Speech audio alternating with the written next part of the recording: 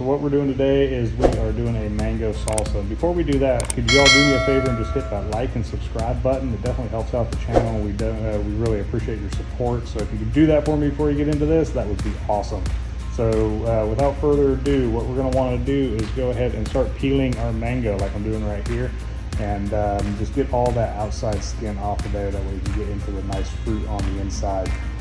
Once you get it cleaned off, clean your cutting board up, make sure there's no obstructions to where your knife could slip. That's not fun if that happens. I generally cut this into a medium dice. I leave the mango pieces a little bit bigger than everything else. Everything else that we have here, I cut small dice. If you've never cut a mango, there's a big pit in the middle of it, as you can see there. I generally put that to the side because there is some fruit left on it, and then I'll just kind of, not very prettily, but I chew on it and get all that meat off of there. So, just kind of do that in private if you're self-conscious.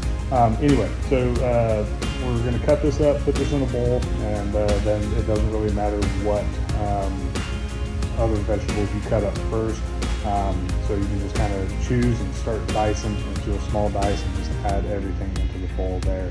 As you can see, the very pretty knife that I'm using there, that is a knife from the set that I purchased at the Outdoor Living Show in North Carolina, probably 3 months ago. And that was from my friends from Traveling Outside the Box. You can check them out at travelingoutsidethebox.com and see what other Damascus style knives and other cool things they have on their website. So make sure you check them out. The one thing I will say is with the Damascus steel, you gotta definitely baby those things. Not so much as being careful of what you cut, but just make sure you clean them off and keep them dry, because they will rust really quickly if you do not keep them dry. So that's one thing that you just have to be cautious with the Damascus. And the other thing, they're not as thin as the Japanese knives that I use, so they're going to be a little bit I don't want to say dull, but they're not as sharp, or they don't slide through the vegetables or meat as my Japanese knives do. But that's okay, because that's what they are. But they're great for traveling around, so check them out. I'll put the link in the description below. So as you can see, we're cutting up the jalapeno. I did about half a jalapeno, and I do about a quarter of an onion. You can do half an onion depending on what you want. This was enough to serve 4 people.